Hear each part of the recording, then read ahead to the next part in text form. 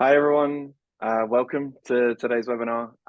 We're going to be starting in a few minutes, but I just wanted to welcome everyone, say hi. Just to let you know in the chat, if you make sure to switch over from hosts and panelists to everyone, just send a ping to let us know where you're dialing in from today. And yeah, we'll be getting started probably in about 5 minutes. And whilst we're waiting, and whilst people are letting us know where they're coming from, I think it'd be nice to just give a bit of background as to how this live stream came about. So, Carl, do you want to start that conversation? Yeah, sure. Yeah, I think it was kind of a surprising one. I don't know. You and I have talked, obviously, Hugo, about Yeah, this topic for quite some time.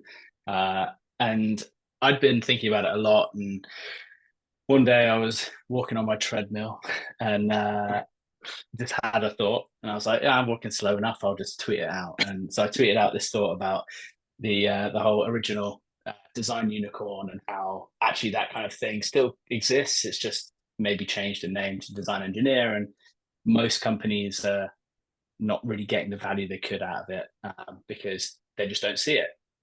So I added a bunch of replies to that tweet, and it kind of just randomly picked up steam. I don't know why.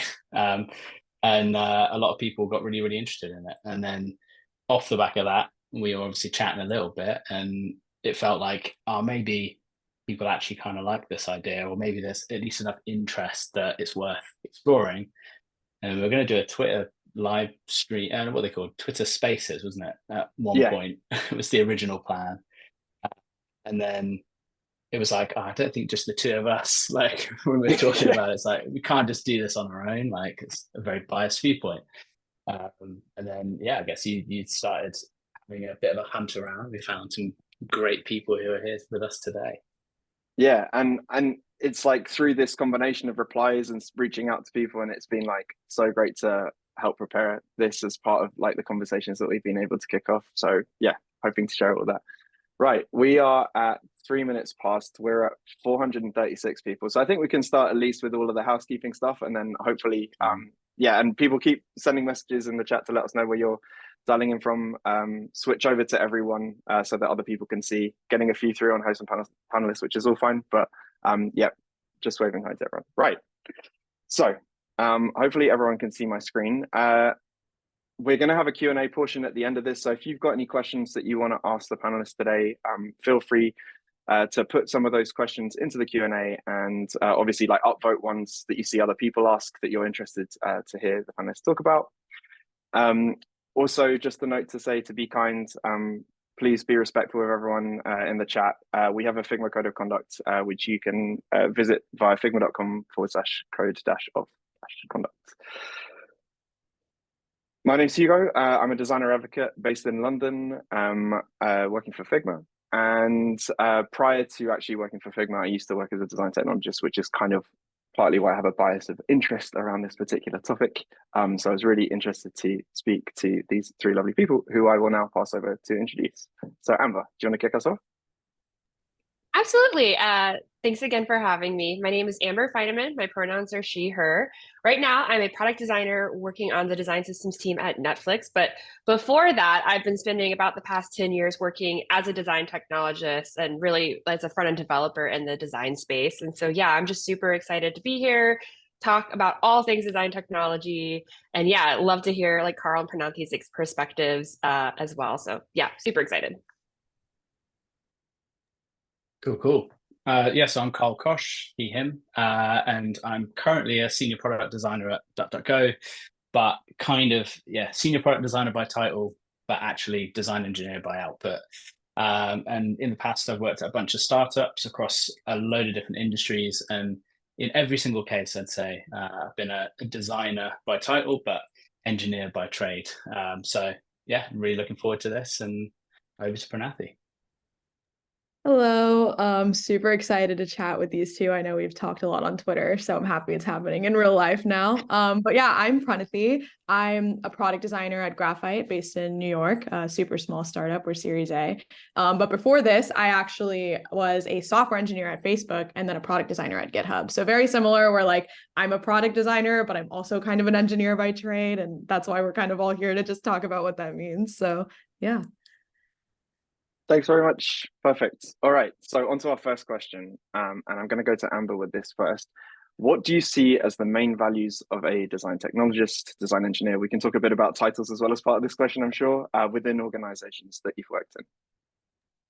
Yeah, so I have worked mostly in enterprise tech companies. Granted, some of those have varied in size. I've worked for tech companies that have been about 1,000 people in size, to 10,000 to IBM, who was like 400,000. They're insane, kind of a mammoth. But and so when I think about the design technology role in each one of these companies, I think the shared value that I really saw and why these companies wanted to invest in the role is really, I would say, a translator between design and engineering. And what I kind of mean by that is that they're able to, design technologists, design engineers, are able to take design intention and translate it into code and make something that's like a really tangible artifact for everyone to kind of digest together, everyone meeting design, engineering, product, and more, leadership as well.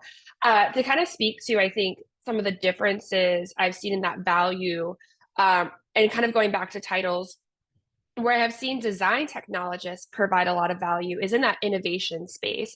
And so I feel like there's been a lot of work done where it's prototyping an idea before too much investment has gone into it, or maybe bringing animation to life to really tell that user story. But really, I see design technologists as that innovation like role. And so whereas design engineer, I've really seen the value as again, making sure that design intention is accurately represented in code. And so, for example, Sprout Social, where I worked as a design manager for our design systems team, when I actually first joined, we had creative technologists as the title. But then once I kind of dug in a little bit deeper and realized that our creative technologists were actually working on production code within our design systems components and really doing a lot of the work that web engineers were doing in the engineering org, it made a lot more sense to change their name to design engineering because, again, really their value was to kind of tackle those design problems that kind of exist in the code space. So, for example, design tokens. How might we make sure our SVG spot illustration, they're also changing from light mode to dark mode, like those types of very specific design problems that maybe engineering doesn't have the bandwidth or the skill or the eye for. And so that's just a couple of examples how I've seen design technologists and design engineers bring value to these different types of organizations. That's that framing of like skill and bandwidth and all of those things. I think those are the bits that often fall by the wayside that are picked up in that capacity. Pranati, would you like to add anything specifically around your experiences? Yeah, no, I totally agree with all those points. I actually have had the pleasure of just working at both GitHub and Graphite, which are very, very technical companies, and the products is very technical in nature. So as a result, any kind of design that I do naturally has a lot of technical exploration that goes in. So like, for example, very recently, I've been working on our Git GUI, which is our VS Code extension for VS Code, obviously, which is just very in the weeds with Git and how do we represent like rebases and like all these things with iconography and like different treatments of like text and hover states and all that stuff within VS Code. So naturally, that's just such a technical concept. And I find that like just having a background in engineering and having worked with Git and like different kind of tools within like the Facebook ecosystem, for example, as well, have been really helpful in that. And then honestly, like Amber said too, some of these ideas are just so complex that like being able to prototype these things like really quickly and like react and like quickly put something up to Vercel or something like that, just to show like the engineering team exactly what you want to see and like how to represent those ideas is super, super useful and kind of sets like a design technologist apart from just like a regular product designer, I would say. So there's almost an aspect of the complexity that can be captured in something fairly quick from a design technologist standpoint that might be lacking in design tooling as a medium of a sort of exploration. Carl, is there anything you'd like to add in terms of your view from that? Yeah. I think, to that point, the language divide is often one of the biggest challenges, and obviously, Yeah. what that translates into is handovers, right? And as many designers will know, handing over something is like one of the biggest challenges of the design process, because you've spent all this time and energy on something, you get to the end of it and you're like, here it is. And then the engineer gets it and goes, what? And you kind of have this big breakdown. And then you spend all this time kind of like, oh, okay, I'll annotate it and I'll try and like describe it with prototypes that I've built. And no shade on prototype in Figma or other tools, you know, it's a fantastic tool, but like there is always going to be a breakdown, especially when you're talking about something like Pranathi said with Git, where it's so complex that the only way to really understand it is to understand it. And I think that's where I kind of see this role being kind of key and essential. Is to Amber's point, you're a bridging function. So you don't necessarily replace engineering or design. You just sit in this happy kind of messy middle area, and you understand something from both sides. You have this like equal perspective. And I think that's hard to find if you just isolate it to the individual teams and don't have that person who sits in that space. Yeah, and it's being able to communicate that value is really difficult, and we're going to come onto some topics around that in a bit. So having your unique vantage points based in organizations of different sizes, how have you found this role differed? Pranathi, do you want to start with this? Yeah, so I've gone from working at a really, really big company like Facebook and doing an entirely different role of software engineering all the way to working at Graphite, which is, I think we're just about under 20 people now, like maybe 17. So those experiences have been extremely different because naturally, like you know everyone at the company versus not knowing anyone at all. At Facebook, I had a very unique role where I did a lot of iOS engineering, which I think kind of bleeds into the world of design in some ways. Like you're just doing a lot of stylistic work within buttons and like stuff like that you wouldn't normally do in other mediums sometimes. So I kind of was introduced to the world of design there, but again, it was just so small. Like any sort of design work that I did was just very, very limited to like within the realm of just implementation of like, do you want to like round the corners a little bit more, like something like that, obviously, because we have all these design systems and then actual product designers who work on it on this like very, very small area.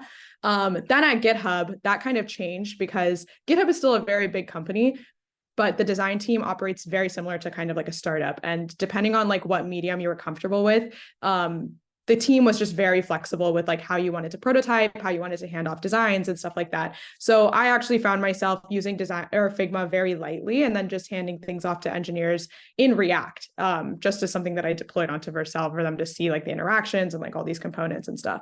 So that was really nice, even though the team was so big that they were just very flexible about like how we actually did process. Whereas at Facebook, there was just a very strict process. And if you wanted to edit anything at all related to the design system, it was this whole like slew of like approvals and like all that stuff.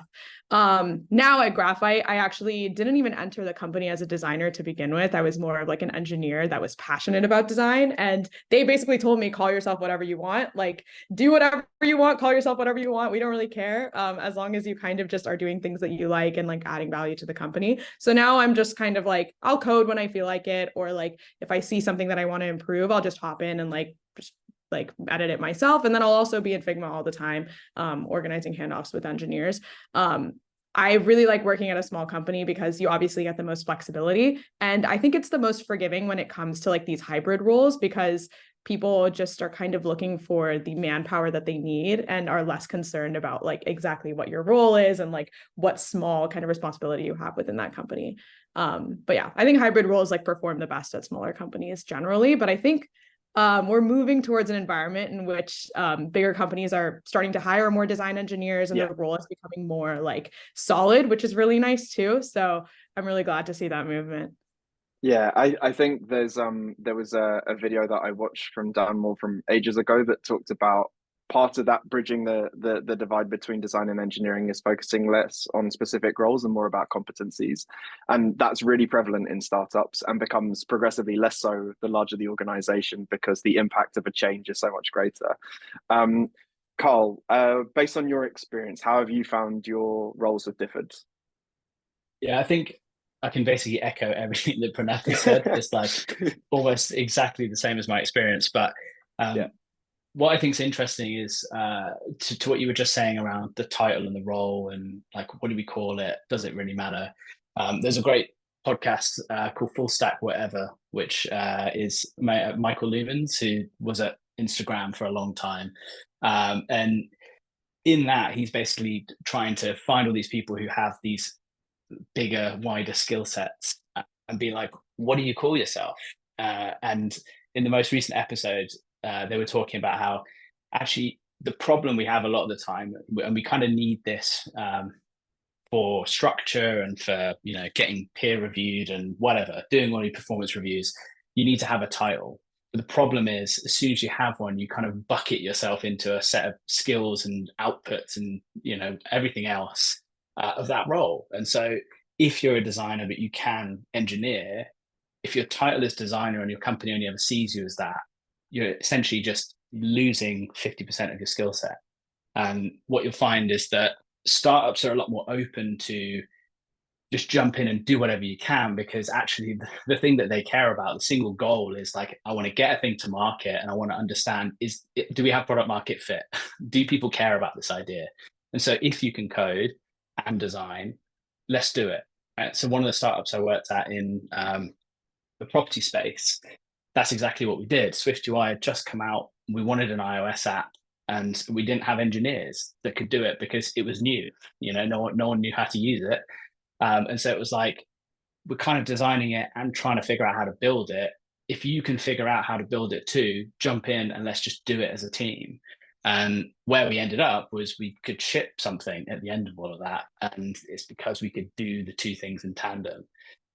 Bigger organizations, obviously it gets way more complex, and Amber's going to be able to talk way more to this than I can, because I've never worked anywhere as big as 400,000 people or whatever it was.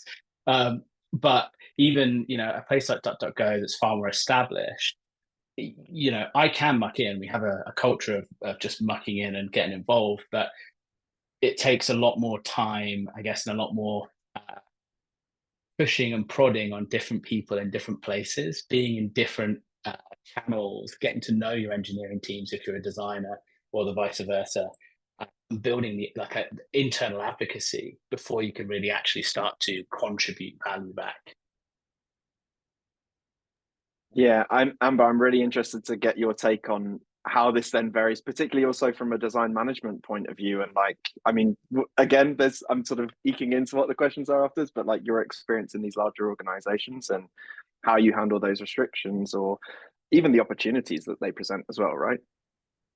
Yeah, absolutely. And so it's been really interesting. So I would say, so when I worked at IBM, I was a boomerang. I worked there twice. And really when I first got hired on, they had made a large investment in design technologists. We were called design front-end developers because really even design technology was still a pretty nascent term in the industry. And I think one of the things I've really have observed even from that moment on. So when I first started at IBM, it was like kind of my first formal design technologist role. I was a front-end developer working really closely with designers and agencies before that. And essentially there was this career progression blocker. And what I mean by that is they had the role design technologist, design front-end developer. And once you reach the senior level, everything was fine. But if you wanted to progress further than senior, you had to then choose between design or engineering. And that really kind of almost like, I think, stunted the role from really reaching its full potential, because I think folks didn't see it as like a real role with real career progression. It was kind of like, okay, well, you know, this is fun for now, but once we reach senior staff, you have to then make a decision of what you want to do. Since then, though, like that was, again, old IBM days, 2016. But then, you know, at other companies I worked at, we did have career bands for that. So design technology or design engineering at Indeed had career bands all the way up to principal. At Sprout Social, as a design systems manager, that was kind of one of my responsibilities, was not only to lead our design systems team to its next stage of maturity, but it was also to introduce this design engineering role and specifically career bands. And I think kind of in those larger companies, I think there is kind of more of a need for some structure around like what this role entails from a performance review. Again, those larger companies, because they are investing in these specialized roles, they do want to keep an eye, I think, on like what is the business impact of these roles. But I think what's been like really key to success in like larger companies, from what I've observed, has been when they kind of focus the role being, again, on maybe less of those tooling or hard skills, and again, more on like the core competencies around collaboration, business impact, innovation. And that's where I think I've seen it the most successful. And so I think that has kind of been like the biggest thing I've kind of observed. I think the other thing I've observed in terms of how the role has differed within the organizations I've worked for is I think it matters a lot how the role is positioned within organizations. So for example, most of the roles I've worked in have been under the design organization, but I have interviewed at companies where it's actually under the engineering organization. And I do think that also matters in terms of, again, where you might hit some organizational roadblocks, which I'll talk to you a little bit later. But yeah, I think those have been the really key points of differentiation. And the last thing I'll say is because these companies are large and they are kind of able to invest in a more specialized skill set. I do feel like this role is like very valuable at startups. Maybe when you get to that middle size, it's kind of like, oh, we need like design and engineering. And when you get to a larger size, and you can kind of invest again more in those specializations. I think, oh man, I totally forgot where I was going with that. But essentially, I think like that specialization between design technology and design engineering also differs from organizations. Some organizations just have only design technologists. Some organizations have both. Like Netflix has both. We have a design technology organization, and there are design technologists that work on our TV UI and really prototype, like, what does the future of Netflix look like for our members. And then we have wonderful design engineers, shout out Nofel and David, on our Hawkins Design Systems team, who work specifically on our Hawkins API and really, again, bridging that gap between our component schema and like what is disseminated to our components on 4 different platforms: iOS, Android, web, and TV. And so I think that's the other thing I've noticed too, based on like those larger organizations, is like, because there's a little bit more budget to go into specialization, there's also differentiation in terms of how much specialization there might be, where again, at a middle-sized company, they may not see a need for design technologists, but they see the need for design engineering. So yeah, I hope that made sense. Completely. And I think that cool. That point about specialization in particular, like one thing that I noticed, so when we did Schema last year, we had Uber come and do a talk, and we had a bunch of people from the design engineering space there. And what I've started to see as a pattern is extension of design tooling to help support design in companies which have that capacity and the budget to be able to support that, which is making the design process so much quicker than it used to be, because it's like, I'm not needing to rebuild any mocks. I'm not even using just like the native functionality of whatever design tool I'm in. The design engineering team are creating tooling that is like bringing all the data that I need directly in, allowing me to do user research in a much more high fidelity way. Like all of those kind of aspects that previously might not be capable within a tool set are like being enabled by design engineers, and at like a much, much bigger scale. So yeah, completely get that point. Right, next question.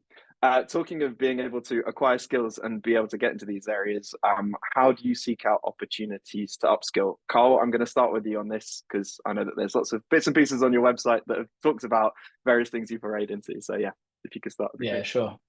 Yeah, I think so the biggest thing probably first is to figure out, like, what do you care about?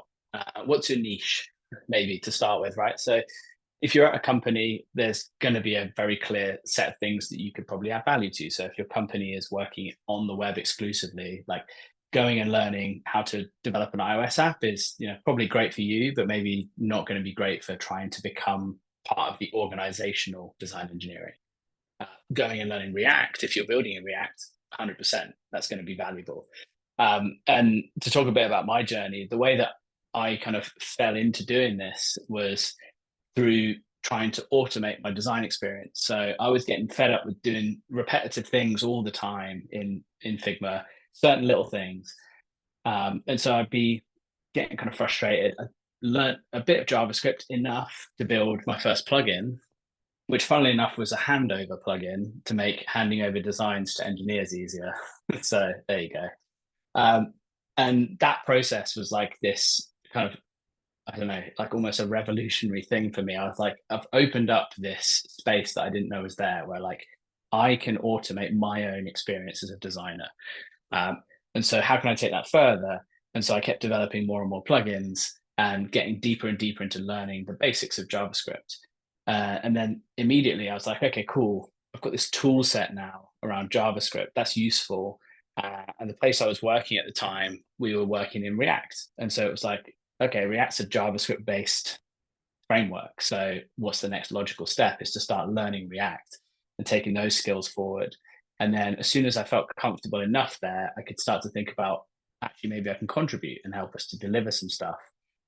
And then the Swift UI thing happened, and suddenly we had to develop this app for the first time. And I'm like, well, I can't assume I'm going to be able to learn this new thing, but equally, I've kind of picked up these skills over time, and I feel confident and comfortable learning. Like, why don't I just give it a go? And if I can contribute and help, like, it can get us as a startup from zero to product. And so I jumped in, mucked in, learned, made loads of mistakes, broke the app most of the time, then kind of fixed it, figured it out, and we were good. And that's what Git workflows are for, protecting the main branch. But ultimately, what I'm trying to get at here is like, it's not necessarily this like straight, easy process where you can say, cool, like I'm going to go and learn React because that's what everyone's talking about. Because if your company is working in Vue, well, suddenly like you've got to completely shift your way of thinking again and learn this other framework that treats web technology differently.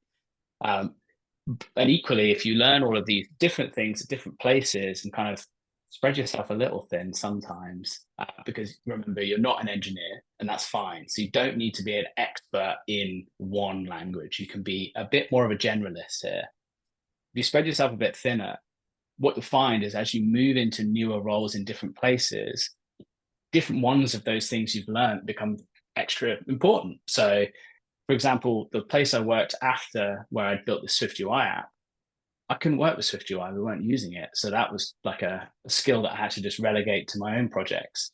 But what we could do is build internal plugins because we needed stuff to make life easier dealing with financial technology. Like looking at building a fintech app, you need a lot of data. So where do I become useful? Building plugins that handle data. That's my superpower.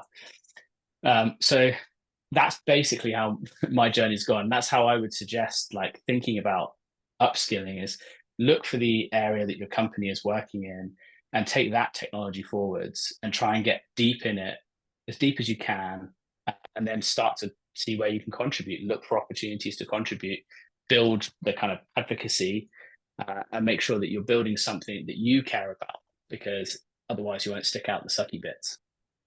Yeah, and I think that's that point of where you build in some of those experiences, like where you started specifically around plugin development, was to solve a pain point you were experiencing from a design standpoint that then introduced you to that. Trying to think, considering you came from more of a like CS software engineering background, what did you do to upskill from a design standpoint? I know you talked a little bit about it already, but I'd be interested to know how you sought out opportunities, whether it was courses, anything around that helped build up your design skill set. Yeah, totally.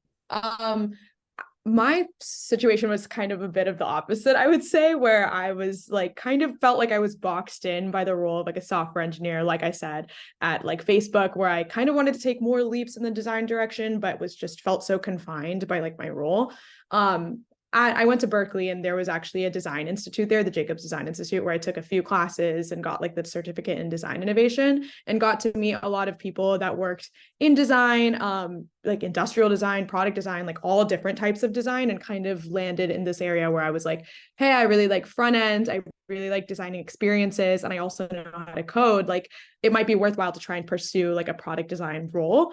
And GitHub, like my manager, Manuel, told me, is very, very big on hiring people based on their like forecasted ability. So I kind of quickly put together some portfolio of work that I had done. I created a few like iOS apps on the side because I had been really familiar with like iOS, having worked at Facebook and like a couple other things that I had worked on, and got the opportunity to work at GitHub. And that's kind of how that was like the biggest like catapult for me to level up my design skills, obviously. Before that, I was literally just doing passion projects. I literally saw so many blog posts about people being like, take an app that you really love, Spotify was mine, and just completely like reimagine it in Figma. Like recreate it first of all, and then add features that you think would be good. Learning things like components, auto layout, all that stuff. It really helps to have like an understanding of how front end development works, because once you do, you'll be wishing that front-end development was just as easy as it was in Figma. Like I always wish that I could just add constraints to things in code the same way I could like just adding auto layout to something. It's just not as simple, unfortunately. But that kind of helped me like learn like the actual technical skills of like design and like how to maintain a design system and all that stuff. And like knowing the constraints of like what was possible within engineering kind of scaled down like and made the things that I was designing a bit more feasible, which was really nice. Even now, I'll just do like random visual design things on the side. I actually manage all of Graphite's documentation. So I'll use that kind of as like my side project of like creating new like call out components, playing around with different layouts. And we're a very small company, obviously, so there's not a lot of time to maintain things like documentation. So I kind of just take that upon myself, like own that as a project to learn more about design principles, but then also like implement them myself. So I try to keep myself going and like do like random like coding projects like with design on the side, just to make sure that I'm keeping my skills sharp. So yeah. But that's actually a really great example, I think, for people. And this is kind of where the space around design systems is so valuable, because it is the place that meets at the intersection. So it's much easier to find projects that enable you to touch on areas that might sit out of your discipline if you're currently a software engineer or if you're currently a designer. Amber, you told me you have some points. What would you like yes, sorry. So yeah, no, I think something that was mentioned, two things that were mentioned that really spoke to me and kind of my journey. Just for context, I majored in advertising. I learned like through an advertising agency internship that I wanted to learn how to code, and so I was not like taught professionally. I had to like teach myself and then just hope and pray that someone would hire me, and it worked. But the way that I did that, and I think Prananthi, you kind of called this out, was like that reverse engineering, like finding something that inspires you or that you're passionate about and reverse engineering it and like recreating it, I think is such a key way of like learning how maybe to do things. Like finding a design tool. The Figma community is so great. You can find so many different templates and things that exist. Take it and like break it down, break it, reverse engineering, figure out how it works. So I really love that concept. That's what I did a lot in my early career, was like, okay, I don't know really design and I don't really know code. I was going to go for account management. So we just break all the things that other people have made. CodePen, it was a great example of that back in the day. Another thing that I wanted to touch on too was like the point about creating tools. I think that is so key. Like I think someone I mentioned kind of earlier before the webinar started, and that I want to give a special shout out to, is Nate Baldwin. He comes from a traditional product design background, but during our time together working at Intuit, he actually found opportunities to create tools that would not only benefit our engineers, but also up level the skills of our designers. So one of the apps that he created was Proportio, and it literally gave a visual presentation to visual designers of how changing spaces in your design tokens can ripple through components. And so I think just wanted to echo that, like, I think just finding something that you're passionate about, whether it's within your company or even something that would benefit the larger community that you're in, and just create something. And I just think that's going to be the best way, is just like, progress, not perfection. Just start getting your hands in there. Yeah, there's an aspect around internal tooling and also just things that you end up publicizing. I mean, there's so many different platforms or communities in which you can engage with. So even if you're just like looking for a problem to solve, you might start reading some posts on a forum, or you might be in a Discord channel, or you might be on Twitter, X, whatever. And it just starts from that point. And it's like your curiosity has kind of been sparked, which I with the question about traits is definitely later on, and I'm still having this in my head. I'm like, there's something that we need to talk about on this. But moving on to the next question, what are some of the biggest challenges you face in hybridized roles? We've touched upon this a little bit, but Amber, maybe you can start with that based on the kind of different experiences that you've had. Yeah, so a couple that come to mind for me personally is something I kind of alluded to earlier on, and it was more of, I think, working at larger companies where organizational boundaries can be a little bit more defined. There have been instances where I was hired through the design team without any engineers present, which then created this kind of like, what can she do moment? And especially, again, because we, I think, as an industry, are still defining the differences between design technology and design engineering. I think there was this perception of, oh, design technologists can prototype. But again, it kind of took me actually saying, I'm going to build this thing. And I built like a complete React web app. And then I was like, the only thing that's missing is the data layer. It's all in JSON. Y'all figure that out. But I got everything else nailed down. Like, it took me kind of doing that for them to kind of realize at that point, oh, this is what she's capable of. But so I think, you know, making sure that if you are someone that's in the position to hire for these roles, that you are getting input from both design and engineering, so that you're not bringing someone in who then has to like prove themselves to either organization that they have the chops of, again, creating a web app or, you know, creating a prototype. So I would say that's like one that I have faced working in those larger companies. I will give a special shout out to Sprout Social, where, again, when I kind of created the role and I said, hey, we're going to go from creative technologist, which was more kind of a design title, to design engineer, where, again, some companies, they have said like, no, don't use the word engineer because that's reserved for the engineering organization. Sprout Social, they were like, you have our approval. CTO's like, yeah, cool. Like, they write code that gets in production. Great. Call yourself what you want. But we see the business impact that you're providing here.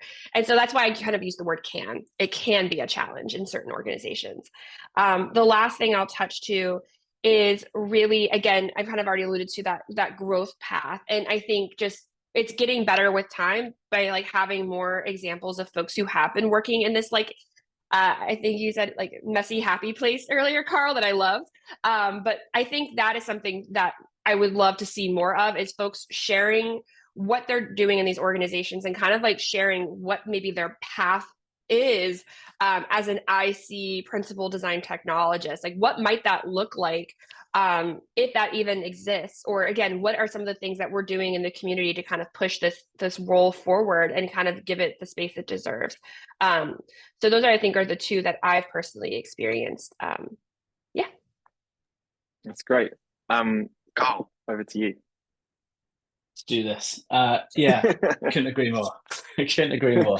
I think the biggest challenge I've seen, and I think the biggest problem, which I think we're starting to allude to here with like the design technologist, design engineer, like, what's it called? Is it called that? Like, the biggest problem is the name, right? I think, because in most cases, and I think in the case of like all three of us at some point, and even now, like, our title is not necessarily that, right? So on an org chart, you won't necessarily see my name saying design engineer. That doesn't exist. I'm a senior product designer, but the skill sets that I offer are design engineering. And so the biggest challenge that I've found in all of this is like, how do you get buy-in internally? How do you build advocacy with the right teams to convince them, to Amber's point, that like, hey, I can do this thing, without having to go as far as necessarily building a full React web app without the API layer and just being like, ta-da, plug in your data and it works. But sometimes that is the only way, right? Yeah. And so I'll give you a recent example. So I was working on a project and we were trying to explore just like adding this new part to our search engine. And my CTO said, why don't you, I've heard on the grapevine that you like to code too. Like, why don't you design it and just build a rough prototype, like, and see how far you get, was his exact wording to me. Just see how far you get. And I was like, okay, cool. And that then became my, like, the mission was, how far I can get is going to be getting this released. Like, I'm determined now. Don't put the challenge in front of me. So I sat down and I was like, right, all I've got to do now is understand how we work. And how do I do that? Well, I go and build some friends in the engineering team. I go and kind of advocate myself here. Like, I've been given the challenge. And so the best thing I can do is go and build that trust with the engineering team, which then means that when I've got problems, I can start posting about them and no one's going to be like, why is the designer in here, right? It becomes an open thing. And they just turn around and say, you know what? Cool. Actually, we love the fact you're trying. So here you go. Here's like the answer to your question. And that starts to then bridge that problem of like, where do you sit? Who are you? Like, what do we call you? Because actually, it doesn't really matter, right? At the end of the day, what matters is, are you contributing? Are you bringing value to the business? And are you helping to achieve your business's objective at the highest level? If you are, then actually, whatever you're called doesn't really matter. You're just providing value. And one of the things I've heard about this is like, hiring managers will have a challenge of like, well, where do you sit? Like, does the design manager, to Amber's point, does the design manager hire that role and then allow you to stretch? Does the engineering manager hire the role and allow you to stretch the other way? Like, who are you? And truthfully, I think the answer is it just doesn't matter, but we want to make it matter because it doesn't fit the mold of what we've done in the past, right? So, like, and I know why, is like budgets and all of this nonsense, but like at the end of the day, if someone is skilled and they can do more than what their role is, give them the flexibility, give them the ability to stretch. And if they can't get to the point that you think is necessary, if they're not delivering exactly what you expect, that's okay. Like, you can just pull them onto some very design focused projects from then on and just be like, hey, thanks for contributing, but we think you're really valuable in this space. It doesn't have to be that you're always 50-50 on everything, right? But I think that's what often is seen, is if your title is design engineer, you have to do 50% design, 50% engineering all the time for every project, always. Yeah, and I think that often you get very bogged down in the political games of the things that you've alluded to that don't give you the chance to really just have a run at things. And you sometimes have to just push through with that pure brute force. And it sounds like the example, whether you're given license to in your instance, Carl, or Amber in your instance, where you're just like, I'm going to show you, I'm going to prove you wrong. Sometimes that is like the necessity of it. You can also like kind of end up building allies that way anyway, because there'll be people that, like, generally speaking, most people within the design and engineering team are at least receptive to wanting to give you feedback on stuff. So if you're struggling with something, they're able to hopefully give you some additional context. Pranati, is there anything else you'd want to add around this subject of like hybridized roles? And Yeah, no, I fully agree with everything that Carl and Amber both said. I think like the biggest asset that I found is like just fully becoming like buddies with all the engineers and just like inserting myself into all the technical conversations, going and like asking them questions about like random like problems that I'm having. I think having the trust of like an engineer, like if they really, really trust the work that you produce and like trust your opinion on like being able to catch all of these like edge cases, like and stuff like that when you're creating your designs and like prototyping things, is like very, very valuable. And it like, for me, especially someone who's like a little bit earlier on in my career, gives me a lot more like just confidence to like prototype things badly as well, even if it still like conveys the idea that I want.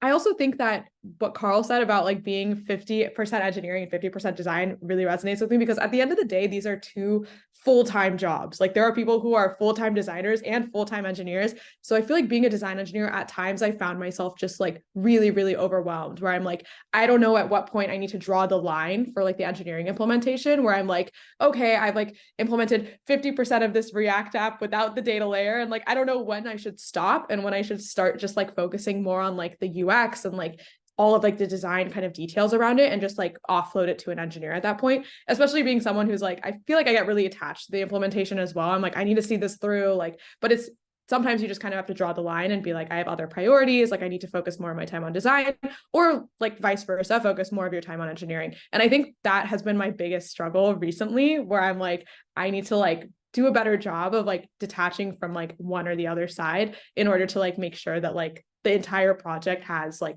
is getting the total love that it needs.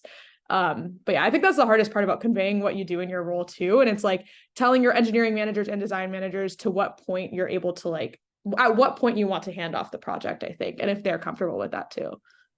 Because they're often missing the context one way or the other, right? So especially if they don't come from that sort of background. And so like, hopefully as we start to see more design managers who have, and engineering managers who get the opportunity to have those experiences themselves, they'll then be able to provide better guidance in terms of where to support you in those areas.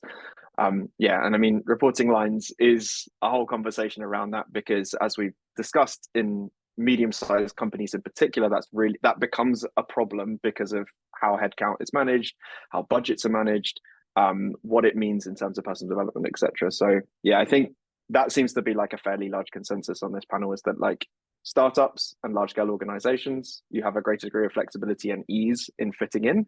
People are less worried about the titles and just getting on with the work. Medium-sized companies, maybe with less design and engineering maturity, will often find themselves in this kind of bind of, we need to think about these things as like really clearly delineated.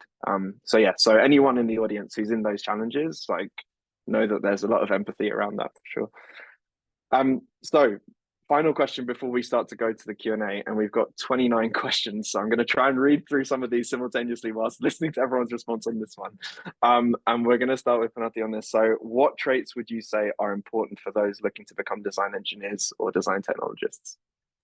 I could probably say it a million times, but I think communication is like the most important trait, especially because you're working with two entirely different types of people. Like I said before, like you need to be able to speak designer and also speak engineer.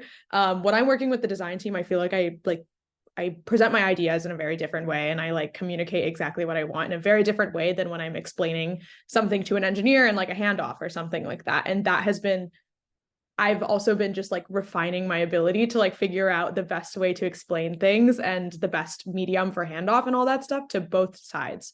And I think that's like the most critical skill. I think it goes further than like being good at React or being good at CSS or like all this stuff, and like being a great prototyper, and even like likewise being great at like organizing Figma files, creating components, like all that stuff. I think communication like supersedes both of those in my eyes when it comes to being a design engineer. That's great. Amber, over to you. +1 to that. I think that is like the #1 skill to have. And I would even throw product in there as well.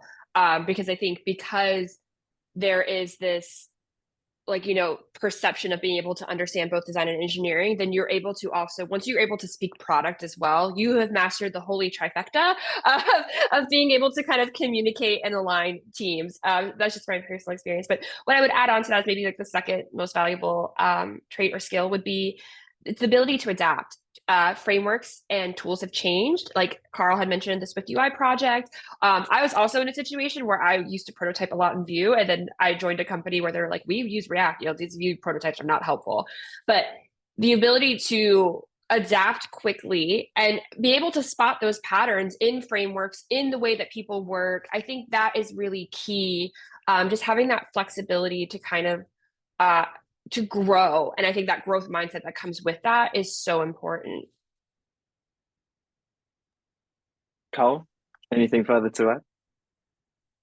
+1 to both of those. And then, yeah, I think if I was to pick a final thing, I think curiosity is probably one of the biggest traits that I personally have that I think has made this design engineering type thing work for me, which is just being ever curious about technologies, about what the business is doing, to Amber's point, about like the product side of things. Like just wanting to have your mind in all of those places actually has a huge impact on what you can bring to a company.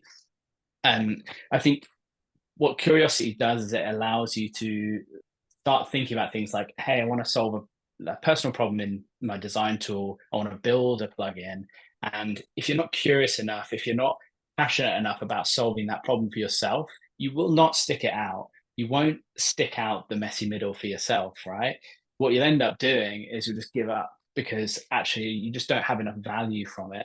And so you'll walk away and you'll keep doing that in different places. Whereas if you remain curious and you remain like interested in the thing that you're doing, then you're just going to build these skills that become ever useful. And so that would be my top tip. All of the things plus curiosity. Nice. Great way to end it. So we're gonna jump into the Q&A. We are gonna release a little poll in the chat, which should come through from James, who's managing our live stream. So you might see something pop up whilst this is happening. I'm gonna go through the questions based on what people have upvoted. So please feel free to keep questions coming in. And this first one is from Francisco Javier Leal Valera, who says, how would one become a design technologist coming from a pure design background, be it in UX, UI, etc.? Where would you start, and what is your perspective on the never-ending discussion, should UX designers code? That was the one question I was hoping we'd avoid, but we might as well try and tackle it. Carl, do you want to start us off on that one? Yes. No, I think it totally depends. It's like, this is the debate of, like, I don't know, the past 5 years. No, not every designer should code. You should definitely code if you care about coding, and if you're interested in coding and you want to go down that path, like 100%, yeah, and get involved and learn it. But I think there's this expectation maybe of, like, if we create a design engineering role, that means that all designers now need to learn to code and become design engineers. Don't agree. Like, don't agree. I think the truth is, if you're that kind of person, you have that curious mindset and you're interested in it, absolutely, like, go ahead and learn it. And I think we've kind of touched on this already a bit, but the secret I would give to you is find a thing that bothers you enough. Whatever it is, it could be a problem in Figma, it could be like a problem with your phone, or like anything that you're curious enough about and that bothers you enough, and try and find a solution to that problem for yourself and build the solution to that problem. That's what I would do, and that's what I did, and that's how I ended up where I am. Nice. Pranati, what would you say? I mean, I know obviously having various different backgrounds around this, but like, whether even with other conversations you maybe had with designers that have been interested in coding, have there been like interactions like that where there's been that spark of curiosity, and what advice have you given them? Oh yeah, definitely. I feel like I worked with a lot of designers at GitHub that were just like pure visual design, and then there was a lot of people. Design engineering actually sits in the engineering org, like Amber was saying, at GitHub as well. I think we live in a world where it's like so easy to learn anything, like just like even just going on Twitter and following a bunch of designers, seeing all the work they post every day, and like also seeing those like micro tutorials on Twitter too. That's like how I use this API to do this. I think just like doing a bunch of side projects and like holding yourself accountable to just doing things like every single month, whether it's really design focused and just fleshing out like something visually, or actually implementing something on your personal site, for example. I really love Carl's site, Brian's as well, that have like a lot of like knickknacks with like chat, sign in with Twitter, like all that stuff, random things that you can tell someone is just really curious about a specific like stack, and then they've actually put that into practice. And I love seeing stuff like that, and I plan to do more myself. But I think that's honestly the biggest way to like up level and transition from either engineering to design or design to engineering, or sit between both. Amazing, that's great. Amber, anything further to add? Yeah, I would say I totally agree with all the points before. I think if you are interested in learning more about code, I wouldn't say that I would say that I don't think every product designer should know how to code, but I would say that it is, as a designer, our responsibility to understand the medium that we're designing in. And I do think that having a baseline understanding of how the web works, HTML, CSS, JavaScript, you don't know how to write it, but at least understanding what they do, understanding HTML being the noun, CSS being the adjective, JavaScript being the verb, when you kind of start to wrap your head a little bit more around that, then you're already kind of deepening your technical understanding and able to more aptly speak to, again, how things might be architected. And I would say like just hop into CodePen. I love resources like that, or just because you can really just jump in and start messing around with things without having to think about spinning up an environment or choosing a code editor. Or I think some of those things that we kind of, it's almost like analysis paralysis. Like I have to make all these decisions before I even like write anything. So if you are interested, I would say jump into those things and kind of reverse engineer, as I mentioned before. But also, open up your inspector tools on your browser and just start messing with things. And again, I think that's a way that you can start to, again, deepen your understanding. But I would say that maybe you don't necessarily need to know how to code, but it will only help you if you deepen your understanding of the medium that you're designing for. And this is where Carl and I will definitely show our age, because I think Carl has like MySpace generation, and like anyone who played around with CSS, that was always like that little experience around that. And yeah, I completely resonate with that side of it. Cool. Okay, so the next question, we've got 5 minutes. I'm going to try and see if we can fit in a few more questions. Maybe we'll go slightly over the hour. So this one's from Ryan Duffy.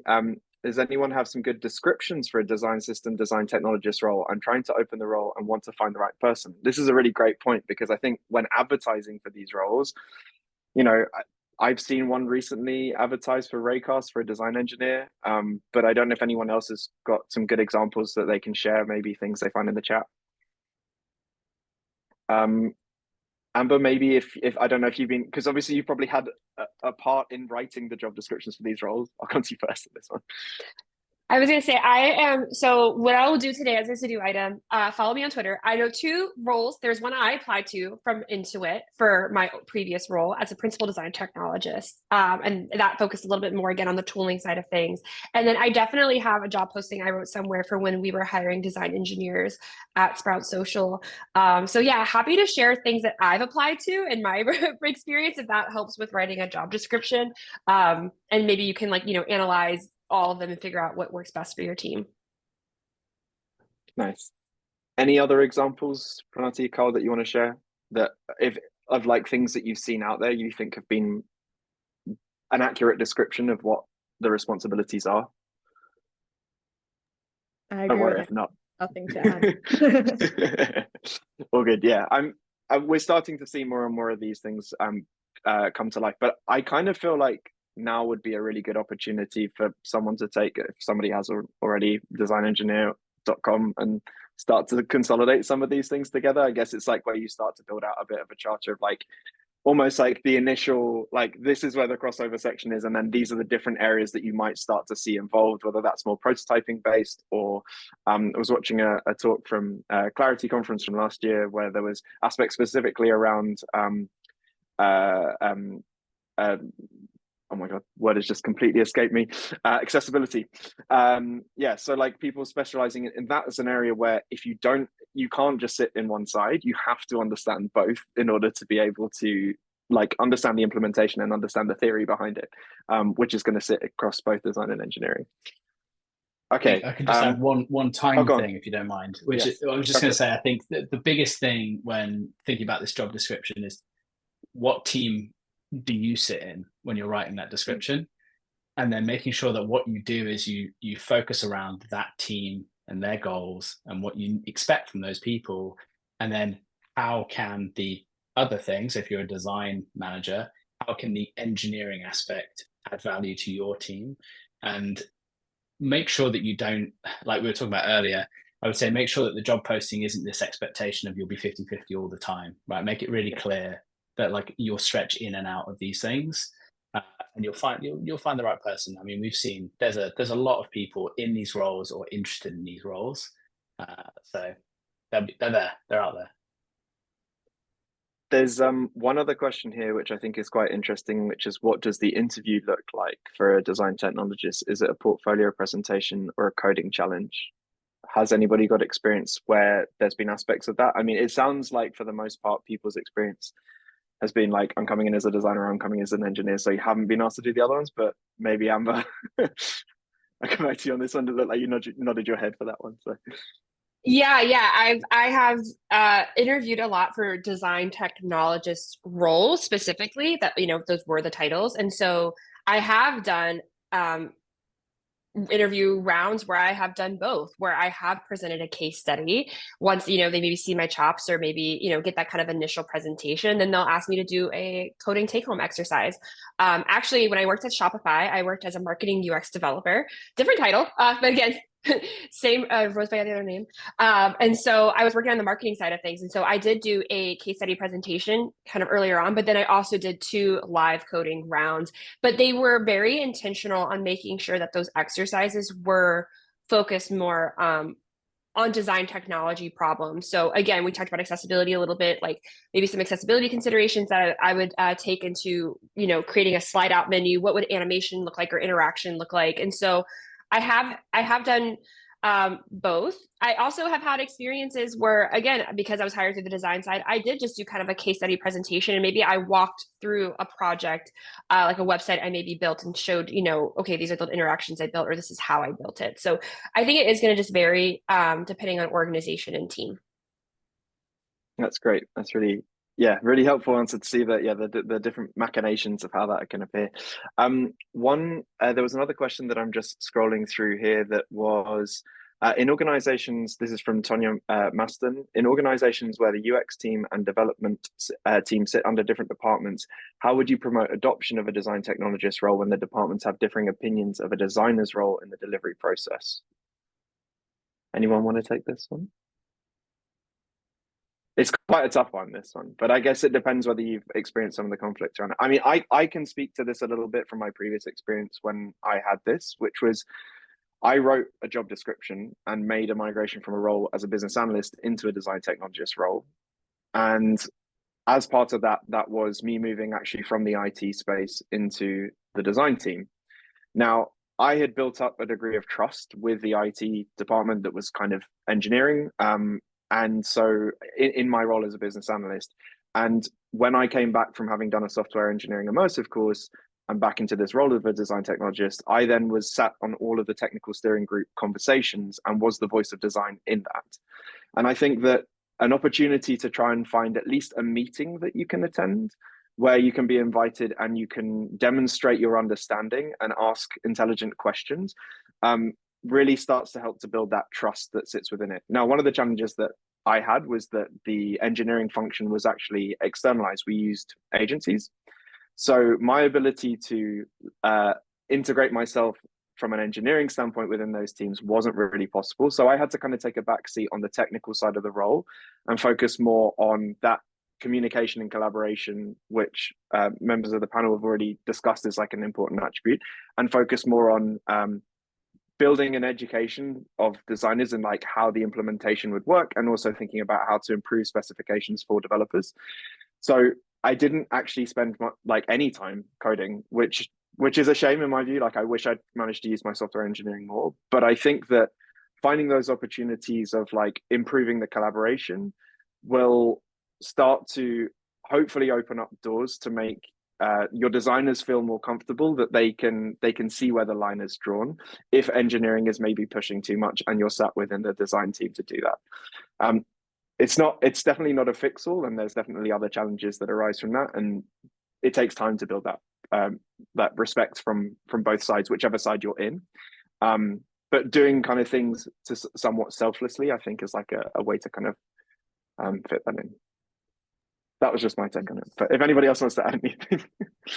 No, I love that take, Hugo. And I'll add just really quickly because I know we're a little over time. But I think the thing that I had to like read the question, because I think the thing that really stuck out to me is the first place to start would be understanding where the breakdown is in terms of those expectations for the product design role. And at that point, you might find out that maybe this is an opportunity for you to highlight like, okay, design says that we should do this, engineering says we should do this. Actually, this could be filled by a design technologist, and we kind of lock X, Y, and Z. Maybe their expectation of the role is misaligned due to a gap of skill set that can be filled. But I would definitely try to better understand that problem first. Again, that's where the curiosity comes in, because you don't want to set yourself up to like kind of promote this role and then like, again, kind of get caught in like organizational misalignment or misexpectations, because that can happen. And so I would recommend in that particular scenario, like understand what that gap is and understand if a design technologist can truly fill that gap. Or again, like how might you promote the collaboration to kind of make sure that teams are aligned on that. And I think, again, that's where we talked about communication being like a huge skill, along with curiosity of like, you can speak those languages. Maybe you can help be the mediator in this situation. And again, that also proves value to you being a design technologist. So I think there's two different approaches you could take there with that. That's perfect. And Ryan has actually just shared in the chat. And of course, I remember I checked this out back when I used to work in this role, that there is a Slack channel for design technologists. So yeah, maybe that's one to go and check out if you're interested in finding more about the role as well. I've definitely engaged with that a while ago. It's just been a while, so apologies. I'm afraid we have come to the end. I just want to say that if you have any other ideas around panel discussions that you'd like to see around topics like this, please send an email to james.norris@figma.com, who is our UK marketing manager, and we can start to think about some of those. For any of our other Figma events, go to figma.com/events. And if you signed up to this live stream, you'll be sent a recording, but we'll also be putting this up on YouTube. So if you want to share it or you didn't manage to catch the whole thing, the full thing will be recorded. Thank you very much, everyone on the panel, for joining me. This has been super enlightening, and yeah, hope everyone enjoyed the talk. Have a great evening, morning, afternoon, wherever you are in the world. Thanks very much. Take care. Thanks, Hugo. Bye, everyone. Thanks. Bye.